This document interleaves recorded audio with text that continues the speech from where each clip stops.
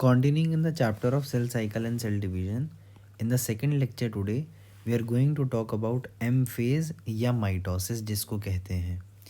अब एनसीईआरटी क्या कहती है कि जो हमारा माइटोसिस है ये मोस्ट ड्रामेटिक पीरियड है हमारे सेल साइकिल का, और इसके अंदर क्या इन्वॉल्व होता है, मेजर रीऑर्गेनाइजेशन होता है virtually all components of the cell का।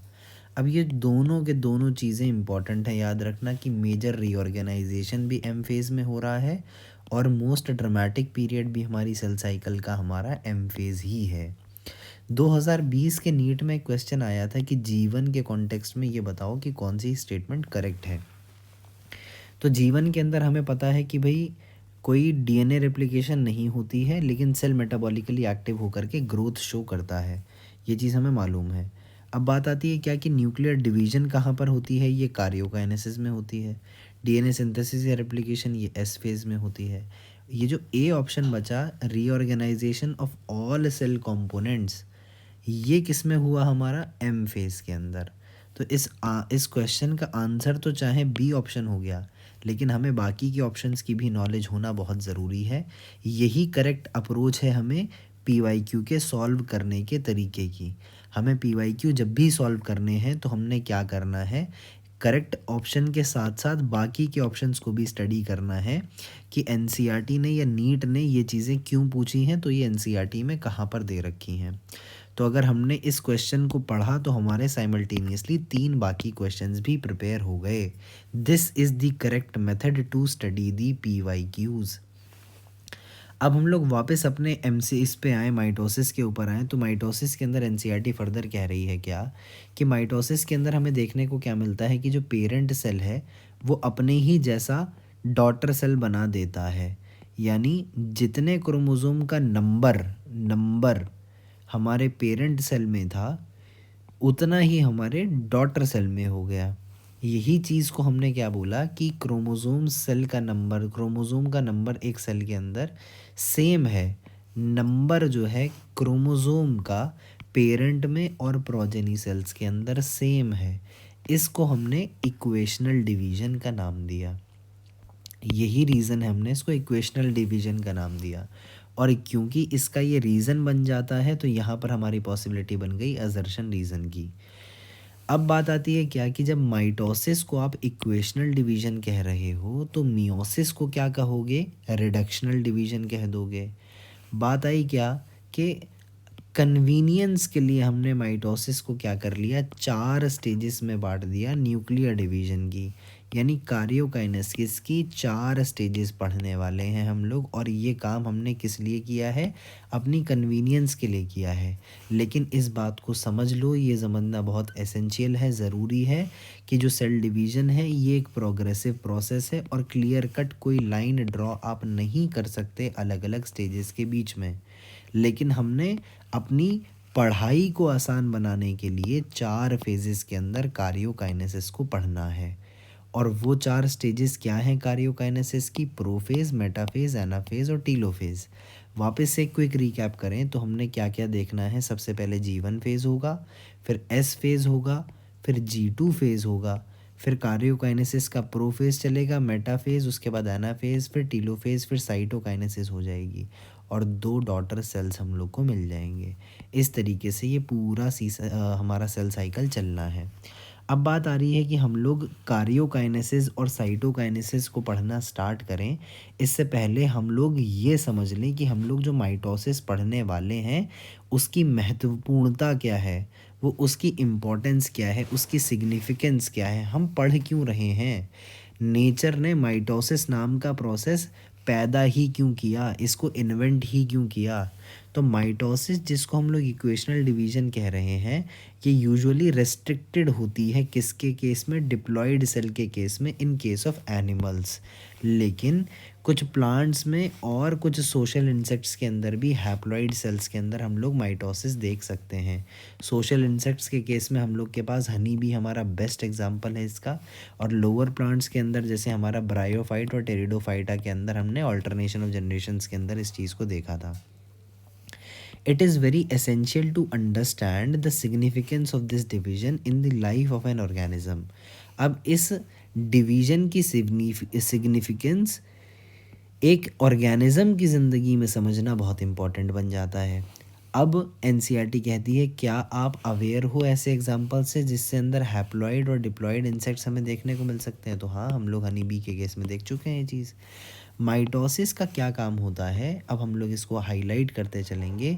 तो माइटोसिस के केस में क्या देखने को मिलता है, माइटोसिस का रिजल्ट क्या होता है, प्रोडक्शन होता है डिप्लॉइड डॉटर सेल का, यानी एक डिप्लॉइड सेल अपनी ही तरह एक और डिप्लॉइड डॉटर सेल बनाएगा जिसका जो जेनेटिक कॉम्पोजिशन होगा यानी डीएनए होगा वो बिल्कुल कॉम्प्लीमेंट्री यानी आइडेंटिकल रहेगा। ये चीज़ ध्यान रखना। माइटोसिस के अंदर क्या देखने को मिलता है, आइडेंटिकल जेनेटिक मटेरियल आता है पैदा होकर के। मियोसिस के अंदर वेरिएशन हो जाते हैं क्योंकि मियोसिस के अंदर क्रॉसिंग ओवर होती है, तो एक वो न्यू वेरिएशन दे देता है। इस तरीके से ये चीज़ हमें माइटोसिस के केस में देखने को नहीं मिलती।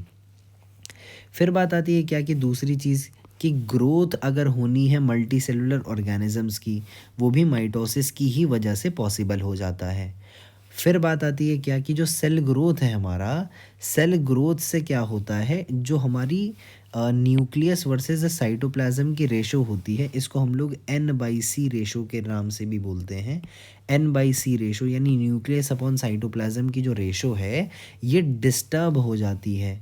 डिस्टर्ब किस वजह से हो जाती है, डिस्टर्ब हो जाती है सेल ग्रोथ की वजह से। तो जब हमारा सेल डिवाइड करेगा तो उससे पहले सेल ग्रोथ होगी, यानी सेल ग्रोथ ने क्या किया, हमारी इस N/C रेशो को डिस्टर्ब कर दिया। और इसके नतीजे में हम लोग क्या देखेंगे कि हमारा जो सेल है ये इसके लिए एसेंशियल यानी ज़रूरी हो जाएगा कि भैया ये डिवाइड करे ताकि हमारी न्यूक्लियोसाइटोप्लाज्मिक रेशो जो है वो वापस से रिस्टोर हो पाए। तो आप इस चीज़ को देखो कि नेचर ने पहले सेल ग्रोथ करवाई खुद, सेल ग्रोथ की वजह से हमारी N/C रेशो बिगड़ गई। अब N/C रेशो को मेंटेन करने के लिए, रिस्टोर करने के लिए क्या करना पड़ेगा, सेल को एसेंशियल हो जाएगा कि भैया सेल आप डिवाइड करो, और सेल हमारा माइटोसिस से डिवाइड करके ये चीज़ें अपना रिस्टोर कर लेगा। A very significant contribution of mitosis is cell repair. भाई मेरी ही बॉडी है और मेरी ही बॉडी का कोई सेल जो है वो डैमेज हो गया है, तो मुझे अपनी ही बॉडी की तरह दूसरा कोई सेल बनाना है, तो वो मैं किस प्रोसेस से बनाऊं कि मेरे सेल रिपेयर का काम ठीक हो जाए। तो भाई ऑब्वियसली मुझे माइटोसिस पकड़नी पड़ेगी। तो सेल रिपेयर कर के अंदर भी हमारा बहुत बड़ा इंपॉर्टेंस आता है हमारे माइटोसिस का। फिर बात आती है कि भाई उन लेयर्स की बात करें, ये सेल रिपेयर के अंदर ही एग्जांपल आ रहा है अब कि जैसे एपिडर्मिस है, upper layer of the epidermis के सेल हो गए हमारे, या गट को लाइन करने वाले सेल्स हो गए हमारे, ब्लड वेसल्स के ब्लड के सेल्स हो गए हमारे। ये सब क्या होते हैं, कॉन्स्टेंटली इनको रिप्लेस करना पड़ता है। जैसे भाई आरबीसी है, उसको हर 4 महीने में बदलना पड़ेगा। हमारे लिम्फोसाइट्स हैं, इन सब की लाइफ स्पैन की अलग अलग वो है, ड्यूरेशन है। गट यानी स्टमक के अंदर अब देखो आप HCl आ रहा है, तो HCl से भाई हमारा जो वो होगा सेल्स की लाइनिंग होगी वो डैमेज होगी, तो उनको रिप्लेस करना पड़ेगा। एपिडर्मिस के जो अपर लेयर के सेल्स हैं उनको भी हमें रिप्लेस करना पड़ेगा। तो सेल रिपेयर का जो फंक्शन है वो कौन करेगा, हमारा माइटोसिस करेगा, क्योंकि माइटोसिस से आइडेंटिकल जेनेटिक कॉम्पोजिशन वाले सेल बनते हैं। तो मेरी ही बॉडी में किसी दूसरी तरीके का डीएनए नहीं बन सकता, बिकॉज मेरी बॉडी के अंदर सारे के सारे सेल्स का डीएनए सेम है। तो इसीलिए माइटोसिस वो प्रोसेस है जिससे मेरा इस रिपेयर के काम का पूरा सक्सेसफुल होना है। फिर बात आती है क्या कि माइटोटिक डिवीजन होती है किसके अंदर, मेरिस्टेमेटिक टिश्यू के अंदर, जो कि कहाँ देखने को मिलते हैं हमें, एपिकल मेरिस्टेम में, यानी root apical meristem, shoot apical meristem, और लेटरल कैम्बियम में भी देखने को मिलते हैं, जिसकी वजह से कॉन्टीन्यूस ग्रोथ होती है प्लांट की थ्रू आउट देयर लाइफ। और इसी कॉन्टीन्यूस ग्रोथ का हमने दूसरा नाम क्या पढ़ा है हमारे उस चैप्टर के अंदर, प्लांट ग्रोथ एंड डेवलपमेंट के अंदर, कि इसी टाइप ऑफ ग्रोथ को हम लोग ओपन ग्रोथ कहते हैं। This was all about the significance of mitosis. अब हम लोग बात कर लेते हैं कि किस तरीके से हमारी ये पूरी की पूरी कार्योकाइनेसिस और पूरा फिर उसके बाद साइटोकाइनेसिस होनी है। अब बात आती है क्या कि इसको याद रखने का तरीका है प्रोमैट। आप इसको MAT मैट के नाम से याद रख सकते हो कि प्रोफेज है, मेटाफेज है, एनाफेज है, टीलोफेज है। यही चीज़ें हमारे मियोसिस में भी कवर होंगी कि मियोसिस के अंदर भी क्या है, 2 साइकिल्स देखने को मिलेगी, मियोसिस 1 और मियोसिस 2। और उसके अंदर भी क्या होगा, प्रोफेज, मेटाफेज, एनाफेज, टीलोफेज, यानी प्रोफेज 1, मेटाफेज 1, एनाफेज 1, टीलोफेज 1। और मियोसिस 2 के अंदर प्रोफेज 2, मेटाफेज 2, एनाफेज 2, टीलोफेज 2। इस तरीके से हमारी मियोसिस भी चलेगी। और मियोसिस के अंदर जो फर्स्ट वाली जो मियोसिस होती है ये होती है रिडक्शन डिवीजन, और सेकंड वाली ऑलमोस्ट टू ऑलमोस्ट माइटोसिस की तरह होती है, तो हम लोग इसको कहते हैं ये इक्वेशनल डिवीजन है। बहरहाल वो माइटोसिस जब पढ़ेंगे तब आपको वापस से ये सब बताया जाएगा। अब एनसीईआरटी बात कर रही है हमारे कार्योकाइनेसिस यानी न्यूक्लियस के डिवाइड करने के 4 स्टेजेस की। पहले हम लोग टेक्स्ट में घुसें उससे पहले आप इन डायग्राम्स को देखो कि अर्ली प्रोफेज के अंदर हमें क्या देखने को मिल रहा है। अर्ली प्रोफेज के अंदर हम देख पा रहे हैं कि न्यूक्लियर मेम्ब्रेन जो है वो धीरे धीरे डिसइंटीग्रेट कर रही है, और ये जो हमारे बिल्कुल तितर बितर फैले हुए पड़े हुए हैं डीएनए के स्ट्रैंड्स। अब आप एक चीज़ और गौर करो कि हमने ये बात करी थी, अब हम लोग बात कर रहे हैं कार्योकाइनेसिस की, यानी हमारी सेल साइकिल के अंदर से G1 फेज़ पूरा हो चुका, G1 के बाद S फेज़ हमारा पूरा हो चुका, S फेज़ के बाद G2 फेज़ भी हमारा पूरा हो चुका, और अब हमारे कार्योकाइनेसिस के 4 स्टेप्स चलने हैं, प्रोफेज़, मेटाफेज़, एनाफेज़, टीलोफेज़, और इसके बाद आएगी हमारी साइटोकाइनेसिस, जिससे हमें 2 डॉटर सेल्स मिल जाएंगे। तो अब हम लोग जो है प्रोफेज़ पे आ गए हैं। डीएनए की सिंथेसिस और सेंट्रियोल का डुप्लीकेशन एनिमल सेल के केस में किस में हुआ था, हमारे एस फेज़ के अंदर डीएनए का रेप्लिकेशन हुआ है। डीएनए का रेप्लिकेशन हो चुका है, इसीलिए आपको क्या दिख रहा है कि ये लाल वाला भी 2-2 हैं, ये नीले वाले भी 2 पड़े हुए हैं। देखो हर स्टैंड के साथ साथ उसका एक रेप्लिका भी पड़ा हुआ है इस तरीके से। तो ये डबल दिखा रखा है कंटेंट, ये जितना भी डीएनए था इसका डबल हो गया है। क्यों? क्योंकि एस फेज़ के अंदर डीएनए की रेप्लिकेशन हो गई है। अब देखो मेन क्या चलना है, प्रोफेज़, मेटाफेज़, एनाफेज़, टीलोफेज़। टीलोफेज़ के अंदर क्या हो जाएगा भैया, न्यूक्लियस का बंटवारा हो चुका होगा, और इसके बंटवारे की शुरुआत यहाँ से हुई है। तो हम लोग सबसे पहले क्या देख रहे हैं कि प्रोफेज़, अर्ली प्रोफेज़ के अंदर हमारी जो न्यूक्लियर मेम्ब्रेन है ये डिसइंटीग्रेट होना शुरू हुई है, और हम लोग लेट प्रोफेज के अंदर देख रहे हैं कि कहीं से कहीं तक भी हमें कोई न्यूक्लियर मेम्ब्रेन नहीं दिख रही है। ठीक है, ये डायग्राम जो है याद रखना, पहचानना बहुत इम्पॉर्टेंट है। आप देखो अभी ये जो है अनटैंगल्ड है या टैंगल्ड है, आप ये देखो ये सब जो है इल्झा हुआ है, तो ये टैंगल्ड है। टैंगल्ड बोलते हैं हम लोग इस तरीके को। ये है हमारा तारों का बिल्कुल आपस में उलझा हुआ गुच्छा, ये है हमारा टैंगल्ड, ये आपस में टैंगल्ड है। और इसको अगर हम लोगों ने तरतीब से बना दिया एक बंडल के अंदर, ये हो गए अनटैंगल्ड। ठीक है, ये 2 टर्म्स हैं। तो अभी हमें क्या देखने को मिल रहा है कि ये सब आपस में टैंगल्ड हैं, लेकिन जैसे जैसे प्रोफेज बन रहा है तो इनके अंदर एक तरतीब से, एक पैटर्न से, सलीके से इनको अरेंज करता हुआ हम लोग देख पा रहे हैं कि एनसीईआरटी ने एक सलीके से हमें अरेंज करता हुआ दिखाया है। उसके बाद अगर हम लोग मेटाफेज को देखें तो ट्रांजिशन टू मेटाफेज के अंदर अब आप देखो ये सेंट्रियोल बना रखा है, ये भी सेंट्रियोल बना रखा है। सेंट्रियोल से हमारे एस्ट्रल रेज निकल रहे हैं हर तरफ, क्योंकि ये सेल भैया 2D नहीं 3D होता है, तो इसलिए ये एक बीच में 3D इमेजिन करो कि ऊपर से स्फेयर के, नीचे से स्फेयर के आपको क्रोमोसोम को देखा जा रहा है। और ये क्रोमोसोम किधर जा रहे हैं, यहाँ सेंटर पे, जैसे अर्थ का इक्वेटर होता है ऐसी सेल के अंदर एक प्लेन निकालो, तो उस प्लेन को हम लोग बोलते हैं मेटाफेजिक प्लेट। उस मेटाफेजिक प्लेट की तरफ हमारे ये क्रोमोसोम्स को खींचा जा रहा है, और वहाँ पर जा कर के ये अलाइन हो जाएंगे। तो ट्रांजिशन टू मेटाफेज के अंदर हम लोग देख पा रहे हैं कि ये हमारे काइनेटोकोर से जो है, ये काइनेटोकोर है, इसके ऊपर हमारा ये चिपका हुआ है। और हम लोग देखेंगे कि जब मेटाफेज़ आ जाएगा प्रॉपर, तो मेटाफेज़ के अंदर मेटाफेजिक प्लेट बन जाएगी। मेटाफेजिक प्लेट कैसे बनती है, क्रोमोसोम के इक्वेटर पे अलाइन करने से। और ये हमारा क्या है, सेंट्रोसोम दिखा रखा है, जिससे हमारे ये माइक्रोट्यूब्यूल्स के थ्रू हमारा अटैच्ड है, कहाँ पर, काइनेटोकोर पर अटैच्ड हैं। और ये सारे के सारे हमारे, अब आप एक चीज़ देखो कि ये 1 2 3 4 1 2 3 4 क्रोमोसोम हमें दिखाए हुए हैं। ठीक है, अब वापस से हम लोग प्रोफेज वाले डायग्राम पे चलते हैं। ये समझना बहुत ज़रूरी है। अगर आपको एक बार माइटोसिस समझ में आ गई तो आपको बहुत जगह इसका यूटिलाइजेशन मिलेगा और मियोसिस भी बहुत प्यार से समझ में आ जाएगी। 1 2 3 4 ही हमें यहाँ दिखाए हुए हैं। ये 4 कैसे थे? टैंगल्ड थे। इसके बाद ये थोड़े से कॉइल हुए, इनकी कॉइलिंग फर्दर चली, कंडेंसेशन बढ़ी बढ़ी बढ़ी, कंडेंस होकर ये पक्के अच्छे से क्रोमोसोम बन गए हैं। अच्छा, अब ये हर एक जो है आपको 2 दिख रहा है, हर एक के अंदर 2 चीज़ें दिख रही हैं। ठीक है, चारों जगह पे डबल दिख रहा है। क्यों? क्योंकि एस फेज़ के अंदर डीएनए का रेप्लिकेशन हुआ था। बात आती है क्या? अब मेटाफेज़ के अंदर ये मेटाफेज़िक प्लेट पे अलाइंड है। अब आप देखो कि हर के अंदर ये पहला क्रोमोसोम, दूसरा क्रोमोसोम, तीसरा क्रोमोसोम, चौथा क्रोमोसोम। तो हमारा कितना है? ये 2n है। 2n इज इक्वल्स टू 4 है। और इसके अंदर डीएनए का कंटेंट कितना है? क्योंकि हमारा 2n नॉर्मल होता है। एस फेज़ के अंदर क्या हुई थी? रेप्लिकेट 2c नॉर्मल होता है। एस फेज़ के अंदर हमारी रेप्लिकेशन हुई है डीएनए की, जिसकी वजह से ये 4c बन गया है। तो अभी हमें क्या कंडीशन देखने को मिल रही है? ये कंडीशन देखने को मिल रही है हमारी 2n और 4c।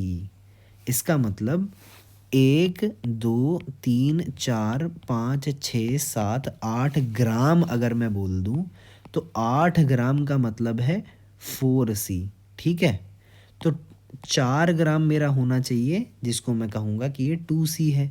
नॉर्मल सेल के अंदर मेरा 2c और 2n होना चाहिए था। अब यही चीज़ हम लोग क्या देखेंगे कि आप देखो कि ये जो एक ऊपर वाला, देखो ये वाले जो सेंट्रोसोम है, ये वाला सेंट्रोसोम इधर वाले काइनेटोकोर से अटैच्ड है, ऊपर वाले से, ऊपर वाले से, ऊपर वाले से, नीचे वाला नीचे वाले से, नीचे वाले से, नीचे वाले से, नीचे वाले से। अब क्या होगा? जब एनाफेज आएगा तो ये आपस में, ये सारी के सारे जो क्रोमैटिड्स हैं ये अलग हो जाएंगे और ये ऊपर के 4 ऊपर खिंच जाएंगे, नीचे के 4 नीचे खिंच जाएंगे। ये चीज़ हम लोग इस डायग्राम में देख सकते हैं। हमने देखा कि ये ऊपर वाले ऊपर खिंच गए, नीचे वाले नीचे खिंच गए। इस तरीके से हमने क्या देखा कि 1 2 3 4, भैया क्रोमोसोम तो 4 अब भी इधर ही हैं। 1 2 3 4 क्रोमोसोम 4 अब भी हैं। तो इधर भी 2n ही है और इधर भी 2n ही है। और 1 2 3 4, 4 का मतलब 2c और इधर का मतलब 2c। तो 4 ग्राम का मतलब 2c था। तो हमारा हमने क्या देखा? नॉर्मल सेल ही की तरह 2n2c रिस्टोर हो गया। और इसीलिए हम लोग इसको क्या कह रहे हैं? इक्वेशनल डिवीजन कह रहे हैं। अब हमने क्या देखा कि भाई ये जो हमारे क्रोमोसोम्स थे ये हमारे पहुंच गए पोल की तरफ को। तो अब ये क्रोमोसोम पहुंचे हैं पोल की तरफ को, अब अपनी ये आइडेंटिटी लूज़ करेंगे। क्योंकि सबसे पहला जब हमने प्रोफेज में स्टार्ट किया था तो ये किस तरीके से थे? टैंगल्ड थे, गुच्छे में थे बिल्कुल। अभी तो ये क्रोमोसोम की तरह अच्छे खासे दिख रहे हैं, लेकिन अब इनको क्या होना है? वापस से अपनी ये आइडेंटिटी लूज़ करेंगे। आइडेंटिटी लूज़ करी है इन्होंने ये पूरी की पूरी, ऐसे करके ये अनटैंगल हो गए। तो हम देख पा रहे हैं कि इनके अंदर हमारी न्यूक्लियर मेम्ब्रेन भी वापस से रिस्टोर हो गई है। न्यूक्लियर मेम्ब्रेन हो गई है रिस्टोर, तो भैया अब 2 न्यूक्लियस बन गए हैं अलग अलग। 2 न्यूक्लियस बन गए हैं तो हम लोग की क्या हो गई है? टीलोफेज कंप्लीट हो गई है। टीलोफेज कंप्लीट हो गई है तो यानी कार्योकाइनेसिस ख़त्म हो गई है। कार्योकाइनेसिस ख़त्म हो गई है तो हम लोग देख सकते हैं 2 न्यूक्लियस बन गए हैं। अब इसके बाद क्या काम है? साइटोकाइनेसिस का, यानी साइटोप्लाज्म के बंटवारे का काम है। साइटोप्लाज्म का बंटवारा 2 तरीके से होता है। एनिमल सेल है तो सेल फरो मेथड से होता है, प्लांट सेल है तो सेल प्लेट मेथड से होता है। हम लोग उसको पढ़ेंगे डिटेल में अभी। तो उसके हिसाब से जो भी है, बहरहाल 2 सेल के अंदर हमारा ये डिवाइड हो जाएगा। कोई भी हो, प्लांट सेल हो, एनिमल सेल हो, साइटोकाइनेसिस होगी और 2 डॉटर सेल्स बन जाएंगे। इस तरीके से हमारी पूरी की पूरी माइटोसिस बनने वाली है, चलने वाली है। अब हम लोग डायरेक्टली इसका टेक्स्ट समझ लेते हैं, हमें सब कुछ समझ में आ जाएगा। एनसीईआरटी कहती है कि प्रोफेज जो है हमारा, ये फर्स्ट स्टेज है कार्योकाइनेसिस का, जो कि माइटोसिस के अंदर हम लोग पढ़ रहे हैं। और ये किसको फॉलो कर रहा है? एस को और G2 को। G1 के बाद एस आया था, एस के बाद G2 आया था, जो G2 के बाद अब हम लोग का प्रोफेज आया है। तो प्रोफेज किसको फॉलो कर रहा है? एस और G2 को फॉलो कर रहा है। एस और G2 फेज के अंदर जो नया डीएनए बना था, नया डीएनए कहाँ बना था वैसे? एस के अंदर रेप्लिकेट होके बना था। ये डिस्टिंक्ट नहीं था लेकिन इंटरवाइंड था। ये इम्पॉर्टेंट है और बहुत इम्पॉर्टेंट है। ये बात याद रखना कि जो नया डीएनए की सिंथेसिस हुई थी वो कोई डिस्टिंक्ट नहीं था, लेकिन इंटरवाइंड था आपस में। फिर बात आती है क्या, एक बहुत इंपॉर्टेंट बात कि प्रोफेज को आप मार्क कैसे करोगे। तो आप इस चीज़ को हाईलाइट करके रट लो बिल्कुल कि प्रोफेज को मार्क आप करोगे कैसे, कि इनिशिएशन हो जाए condensation of the chromosomal material. जब हमारा डीएनए जो अनटैंगल्ड था, इस तरीके का जो डीएनए फैला हुआ है हमारा, वो जब एक सलीके से उसको कंडेंस करने लगे हम, तब आप इस चीज़ को समझ जाओ कि हमारा प्रोफेज शुरू हो गया है। प्रोफेज की शुरुआत कैसे पहचाननी है हमने, इस चीज़ को बहुत इम्पॉर्टेंट है ये याद कर लेना कि प्रोफेज की आपने शुरुआत कैसे पहचाननी है, कि प्रोफेज शुरू होगा कैसे। जब initiation of condensation of the chromosomal material शुरू हो गया तो प्रोफेज शुरू हो गया। तो प्रोफेज ख़त्म कैसे होगा, प्रोफेज ख़त्म कैसे होगा कि जब प्रोफेज ख़त्म होगा तब हमें क्या क्या पता चल जाएगा। ना हमें कोई गोल्जी कॉम्प्लेक्स दिखेगा, ना हमें कोई एंडोप्लाज्मिक रेटिकुलम दिखेगा, ना न्यूक्लियोलस दिखेगा, और ना ही न्यूक्लियर एनवेलप यानी न्यूक्लियर मेम्ब्रेन दिखेगी। तो ये चार चीज़ें गायब हो जाएंगी जब, तब हम लोग समझ जाएंगे कि हमारा प्रोफेज ख़त्म हो गया है और मेटाफेज की तरफ हमारा सेल चला गया है। और ये सब हमें नेकेड आई से नहीं, माइक्रोस्कोप से देखना है। तो ये चीज़ आपने याद रखनी है। ये एक एक लाइन से आपका PYQ बनता है, बना भी है। जिस तरीके से पढ़ा रहा हूँ उसी तरीके से याद रखना कि अब प्रोफेज़ के अंदर कैसे आपने शुरुआत कैसे पहचाननी है प्रोफेज़ की, कि इनिशिएशन जो है कंडेंसेशन ऑफ क्रोमोसोमल मटेरियल वो शुरू हो गया तो समझ जाओ प्रोफेज़ शुरू हो गया, और ये चार चीज़ें गायब हो जाएं तो समझ जाओ प्रोफेज़ ख़त्म हो गया। अब बात आई क्या कि the chromosomal material become untangled, यानी उलझा हुआ मटेरियल अनटैंगल्ड होगा यानी सुलझेगा during the process of chromatin condensation. यानी क्रोमैटिन कंडेंसेशन का काम क्या है, पर्पस क्या है। क्रोमैटिन कंडेंसेशन का काम ये है कि वो टैंगल्ड डीएनए को अनटैंगल करेगा, यानी उलझे हुए डीएनए को सुलझाएगा। अब बात आती है क्या, कि जो सेंट्रोसोम होता है हमारा, जिसकी भी डुप्लीकेशन हुई थी हमारे एस फेज़ ही के अंदर। एस फेज़ के अंदर आप याद करो दो काम हुए थे। न्यूक्लियस के अंदर क्या हुआ था हमारा, न्यूक्लियस के अंदर हुई थी डीएनए की रेप्लिकेशन, और साइटोप्लाज्म में क्या काम हुआ था हमारे, सेंट्रियोल की डुप्लीकेशन। ये सीसी से भी याद रखने के लिए मैंने शायद बताया था कि सेंट्रियोल की डुप्लीकेशन होती है साइटोप्लाज्म में, न्यूक्लियस के अंदर होती है डीएनए की रेप्लिकेशन। और सेंट्रियोल की जो डुप्लीकेशन है, सेंट्रियोल की या सेंट्रोसोम की, सिर्फ और सिर्फ एनिमल सेल्स के केस में होती है। प्लांट सेल के अंदर सेंट्रियोल्स एब्सेंट होते हैं। बहरहाल सेंट्रोसोम जिसकी डुप्लीकेशन हुई थी एस फेज़ के अंदर, वो किस तरफ मूव करना शुरू कर देगा। देखो क्या शब्द यूज़ किया एनसीईआरटी ने, कि नाउ बिगिन्स टू मूव, शुरू करता है चलना। किस तरफ, ऑपोजिट पोल की तरफ, towards opposite pole of the cell. कौन, हमारा सेंट्रोसोम या हम लोग सेंट्रियोल जिसको कह रहे हैं, वो चलना शुरू कब करेगा। अगर क्वेश्चन पूछा जाता है when does it begin to move, when does the centrosome begin to move, तो ये मूव करना शुरू करता है हमारे प्रोफेज में। The completion of the prophase can thus be marked by the following characteristic events. जो नीचे कैरेक्टरिस्टिक इवेंट्स दिए हैं ये, इससे आप पहचान सकते हो प्रोफेज हो चुका। द कंप्लीशन ऑफ प्रोफेज, की प्रोफेज कंप्लीट हो चुका, प्रोफेज कंप्लीट हो चुका, ये आप इन दोनों पॉइंट से पहचान सकते हो। पहला क्या, कि क्रोमोसोमल मटेरियल जो है ये कंडेंस कर जाता है और फॉर्म करता है हमारे माइटोटिक क्रोमोसोम, यानी कंडेंसेशन जो है कंप्लीट हो गई, इसका मतलब हमारा प्रोफेज भी कंप्लीट हो गया। क्रोमोसोम किस तरीके से दिखेंगे, composed of two chromatids attached together at the centromere. अब देखो यही मैंने बात आपको समझाने के लिए ये चीज़ बनाई, मैं आपके सामने दोबारा बना करके इसको दिखाऊंगा कि नॉर्मल सेल के केस में मेरा डीएनए अगर कॉइल होता तो ये कुछ इस तरीके से दिखता, लेकिन आप याद करो कि एस फेज़ के अंदर मेरे डीएनए की रेप्लिकेशन हुई थी न्यूक्लियस के अंदर, और जब न्यूक्लियस के अंदर मेरे डीएनए की रेप्लिकेशन हुई थी, तो अगर मेरा डीएनए ऐसे था, इसका एक और रेप्लिका बनेगा तो वो भी ऐसे ही बनेगा। यानी अगर मेरा क्रोमोज़ोम की कंडेंसेशन हुई है, तो इस क्रोमोज़ोम को अगर मैंने क्या करा है, एस फेज़ से गुजारा हुआ है, तो इसका ये मतलब होगा कि भैया इसका एक और हिस्सा मुझको देखने को मिलेगा।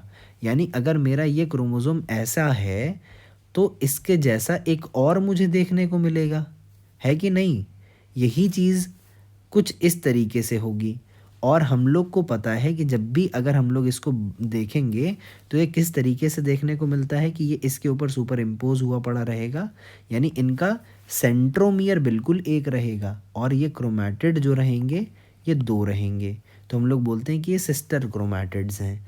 बहरहाल ये एक क्रोमैटिड हुआ और ये दूसरा क्रोमैटिड हुआ, तो ये क्या हो गए, सिस्टर क्रोमैटिड्स हो गए। अब बात आई क्या कि यही चीज़ बोल रही है एनसीईआरटी कि प्रोफेज जब कंप्लीट हो जाएगा, तब आपको देखने को मिल रहा है कि क्रोमोसोमल मटेरियल की कंडेंसेशन भी कंप्लीट हो गई है। कंडेंसेशन कंप्लीट हो गई यानी प्रोफेज कंप्लीट हो गया। तो कंडेंसेशन होती किसके अंदर है, प्रोफेज ही के अंदर होती है। और जब कंप्लीट हो गया है तो क्रोमोसोम को आप कुछ इस तरीके से देख पाओगे।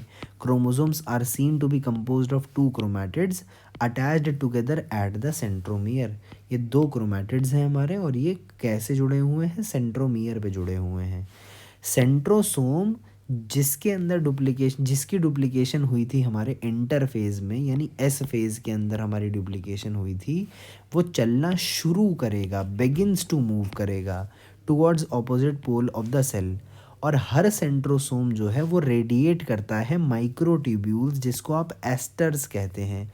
ये चीज़ आप यहाँ डायग्राम में देख भी सकते हो कि ये जो सेंट्रोसोम है ये माइक्रोट्यूब्यूल्स फेंक रहा है हर डायरेक्शन के अंदर, और इन्हीं को आप क्या कह रहे हो, एस्टर्स कह रहे हो। एस्ट्रल रेज भी हम लोग इनको कहते हैं।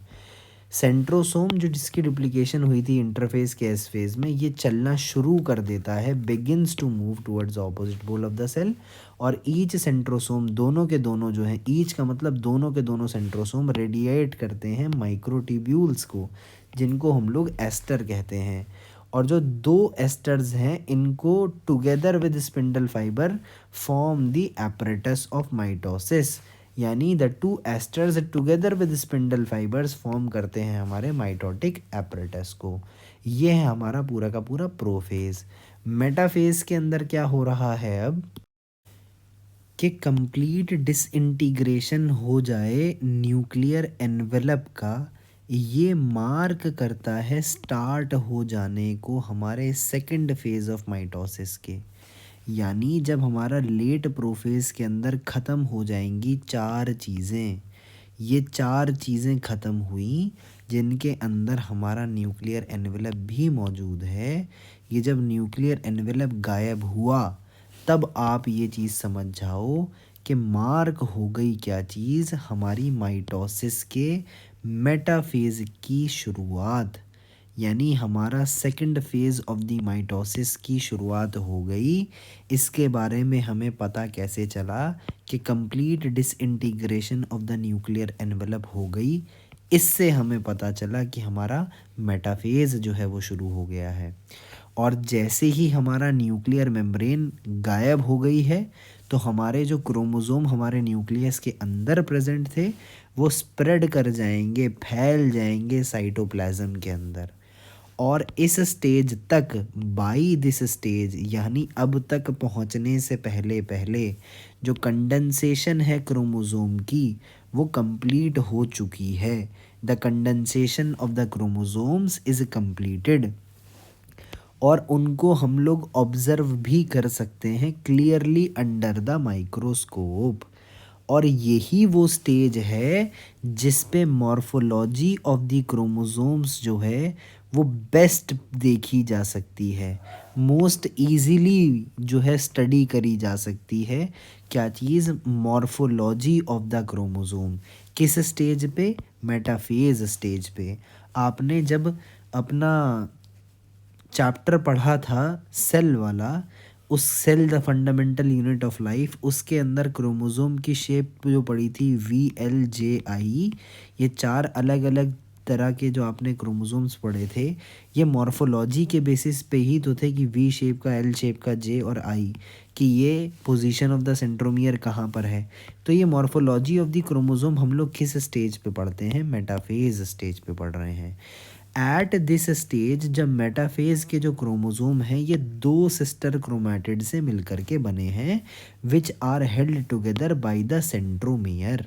और सेंट्रोमियर की पोजीशन कहाँ पर होगी वो डिसाइड करेगा कि हमारा किस तरीके का क्रोमोसोम है, एक्रोसेंट्रिक है, मेटासेंट्रिक है, सब मेटासेंट्रिक है या टीलोसेंट्रिक है।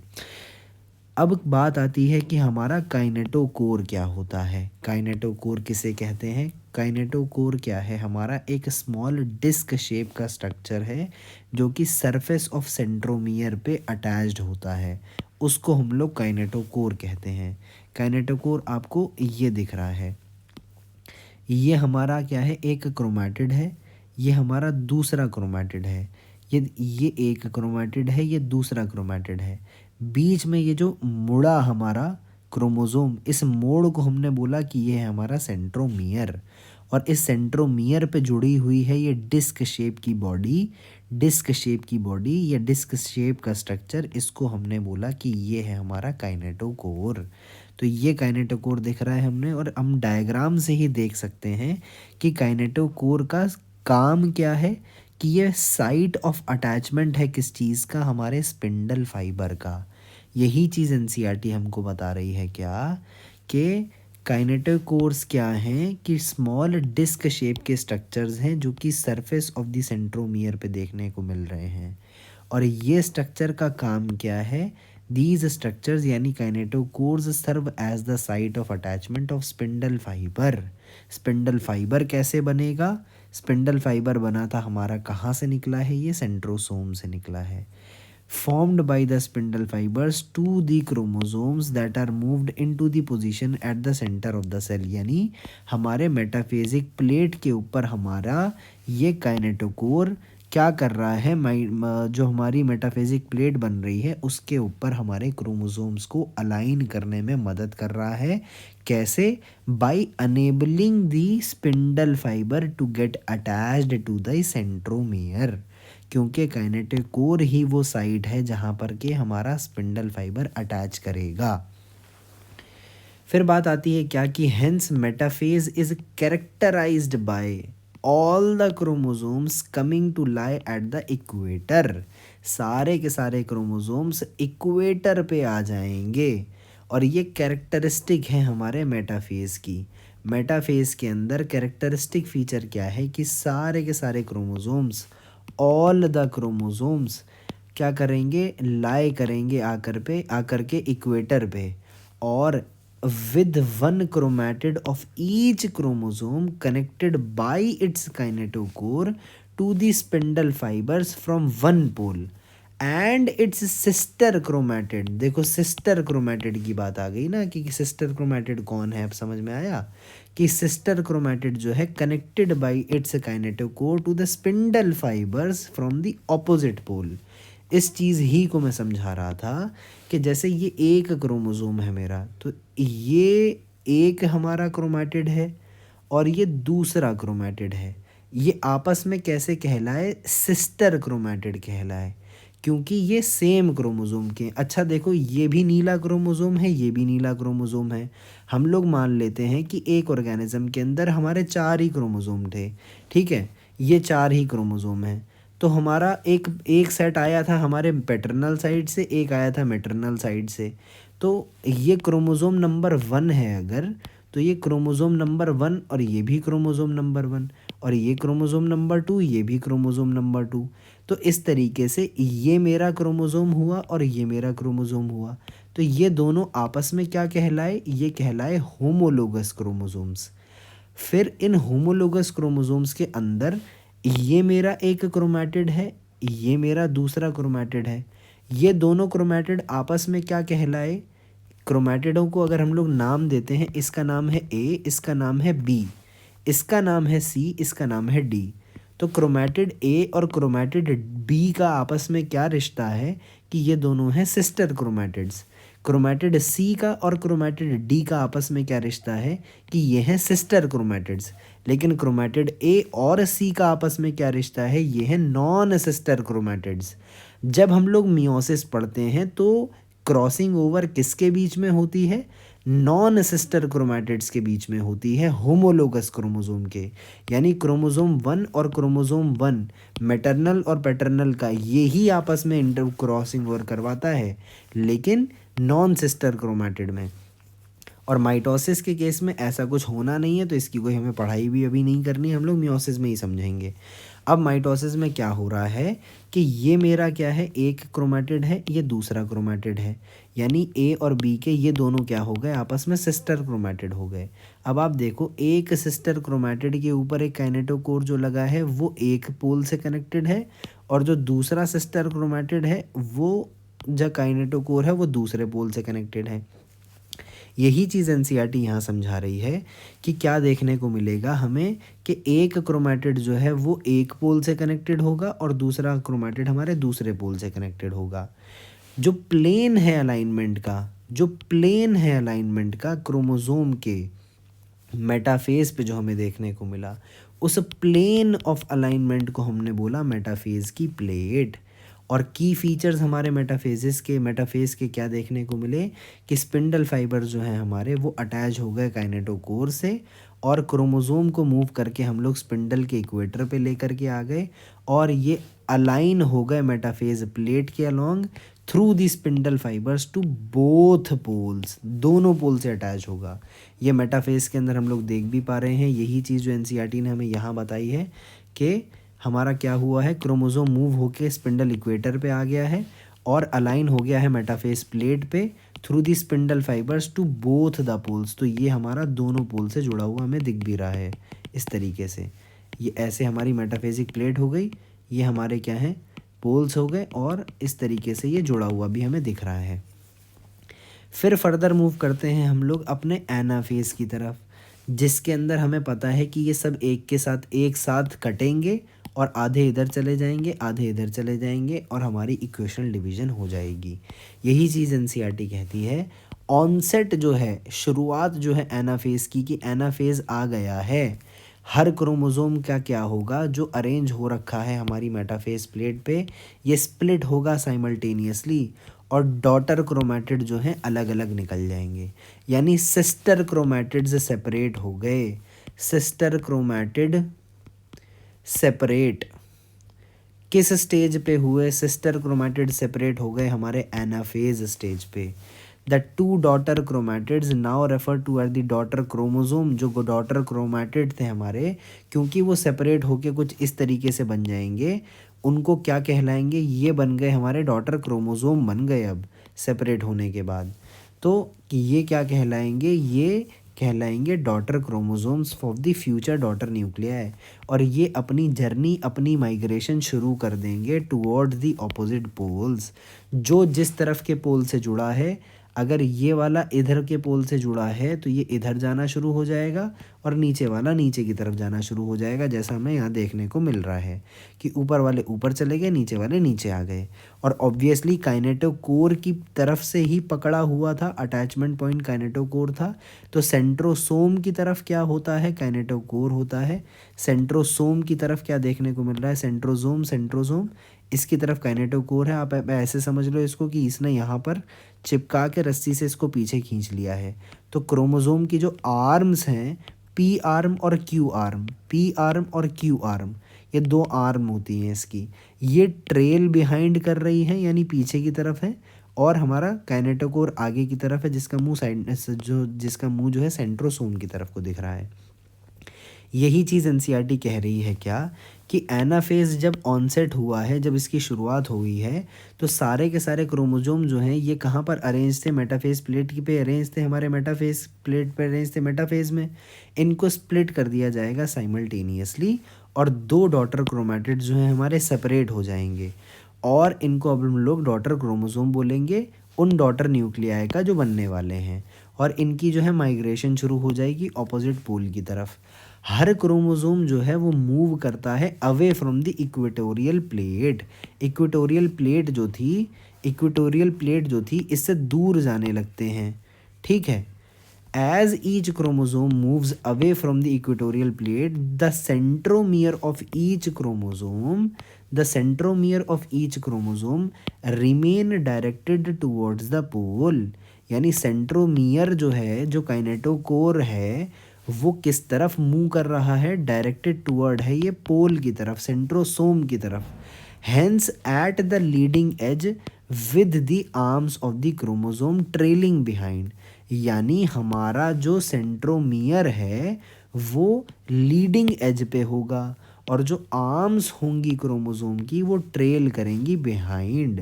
यही चीज़ हम लोग देख रहे हैं कि ये सेंट्रोमियर या काइनेटोकोर का मुंह है सेंट्रोसोम की तरफ, तो ये लीडिंग एंड पे है और ये आर्म्स जो हैं वो ट्रेल कर रही हैं behind. This anaphase stage is characterised by following key events, कि सेंट्रोमियर हमारा स्प्लिट करके क्रोमैटिड हो गए सेपरेट। सेंट्रोमियर स्प्लिट करके क्रोमैटिड हो गए सेपरेट, यानी सिस्टर क्रोमैटिड्स सेपरेट होने की स्टेज हमारी एनाफेज, और क्रोमैटिड मूव कर गए हमारे ऑपोजिट पोल्स पे, ये भी हमारा एनाफेज ही की पहचान है।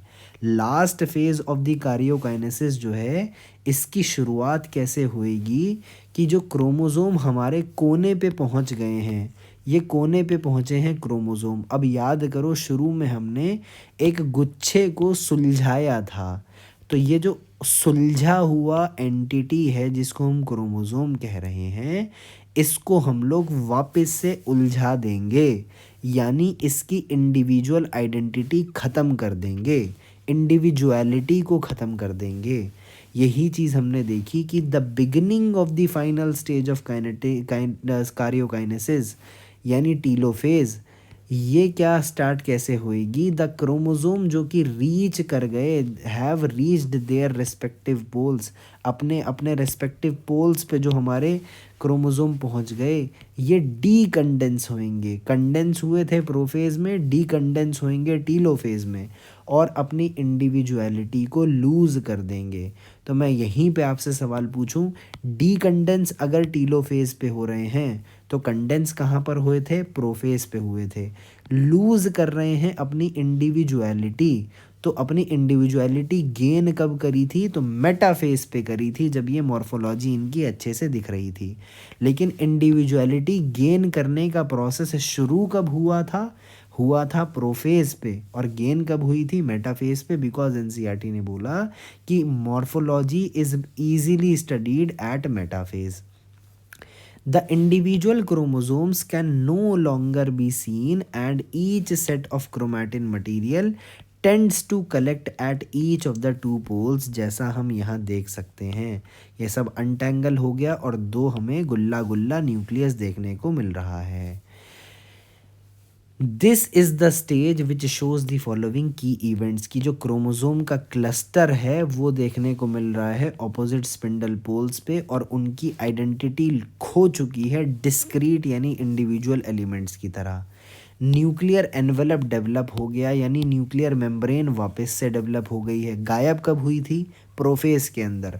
वापस कब आ गई? टीलोफेज के अंदर। Around the chromosome clusters at each pole forming the two daughter nuclei.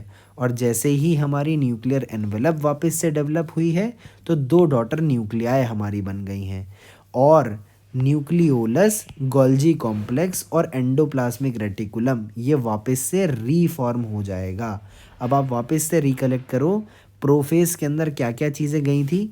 Golgi complex गायब हुआ था, एंडोप्लाज्मिक रेटिकुलम गायब हुआ था, न्यूक्लियोलस गायब हुआ था, और न्यूक्लियर एनवेलप, ये चार चीज़ें प्रोफेज में गई थी, टीलोफेज के अंदर वापस आ गई। पहला न्यूक्लियर एनवेलप वापस आ गया, न्यूक्लियोलस दूसरा, गोल्जी कॉम्प्लेक्स तीसरा, और चौथा हमारा एंडोप्लाज्मिक रेटिकुलम। ये चारों चीज़ें टीलोफेज के अंदर वापस से बन गई। ये कंप्लीट करता है हमारी कार्योकाइनेसिस। अब होनी है साइटोकाइनेसिस।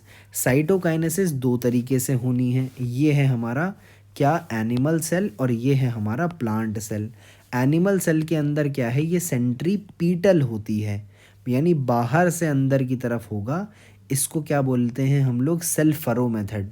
और इस तरीके से ये अंदर की तरफ धंसता जाता है, धंसता जाता है, धंसता जाता है और 2 सेल बन जाते हैं। प्लांट सेल के अंदर होता है सेंट्रीफ्यूगल, यानी सेंटर से शुरू होता है, सेल प्लेट बनती जाती है, बनती जाती है, बनती जाती है, सेल प्लेट बनती जाती है और 2 सेल बन जाते हैं। और ये बीच में क्या रिप्रेजेंट करती है, मिडल लैमेला को।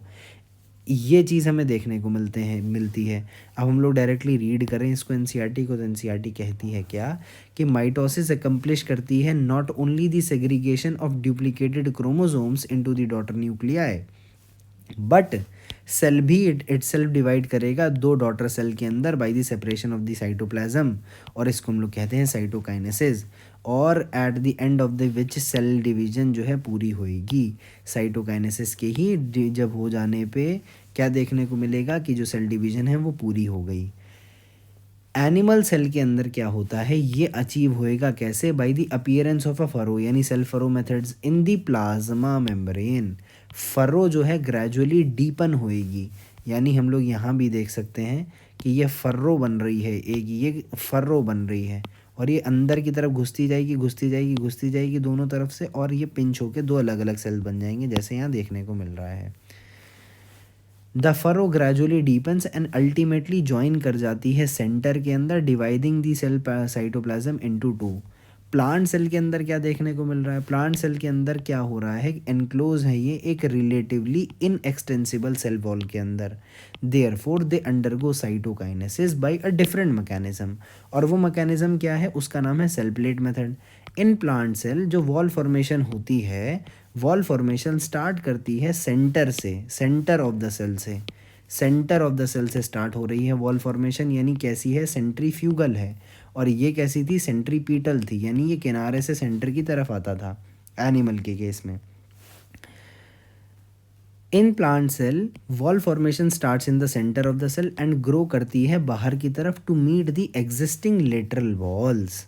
The formation of the new cell wall begins with the formation of a simple precursor, जिनको हम लोग सेल प्लेट कहते हैं, जो रिप्रेजेंट करती है हमारी बाद में middle lamella between the walls of the 2 adjacent cell. जब हमारी साइटोप्लाज्मिक डिवीजन होनी है उस टाइम पे ऑर्गेनेलीज हैं जैसे कि माइटोकॉन्ड्रिया और प्लास्टिड वगैरह वगैरह, ये सब डिस्ट्रीब्यूट कर दिए जाएंगे दोनों के दोनों डॉटर सेल्स के अंदर बराबर बराबर, यानी जायदाद को बराबर बांट देंगे बच्चों में। इन सम ऑर्गेनिज्म जो कार्योकाइनेसिस है, अगर तो ये साइटोकाइनेसिस को फॉलो नहीं, साइटोकाइनेसिस जो है अपनी कार्योकाइनेसिस को फॉलो नहीं कर रही है, तो क्या होगा, कार्योकाइनेसिस की वजह से मल्टी न्यूक्लिएट कंडीशन हमें देखने को मिलेगी। और इसी तरीके से हमें क्या हो जाएगा, उसको हम लोग कहते हैं सिंसाइशियम। सिंसाइशियम अब तक आप 2 जगह पढ़ चुके हो, प्लांट्स में आपने कहाँ पढ़ा है, प्लांट्स के अंदर आप पढ़ चुके हो लिक्विड एंडोस्पर्म जो है हमारा कोकोनट का, उसमें आपने देखा। और आपने ये भी पढ़ा था कि इस लिक्विड एंडोस्पर्म के अंदर बाद में जब सेल वॉल फॉर्मेशन होती है तब वो सेलुलर एंडोस्पर्म बन जाता है, जो वाइट ऑफ द कोकोनट है। और कोकोनट का पानी क्या है जिसको आप पीते हो, वो है लिक्विड एंडोस्पर्म, और जो मलाई हम लोग खाते हैं वो क्या है, हमारा सेलुलर एंडोस्पर्म। और सिंसाइशियम हमने कहाँ पढ़ा था, हमारे मसल के केस में भी पढ़ रखा है हमने सिंसाइशियम, यानी मल्टी न्यूक्लिएट कंडीशन को ही हम लोग सिंसाइशियम कहते हैं। बहरहाल this was all about mitosis. अगर आप ये लेक्चर बहुत अच्छे से समझ लेते हो तो मियोसिस को समझना बहुत ईजी हो जाएगा आपके लिए। This was all about this video.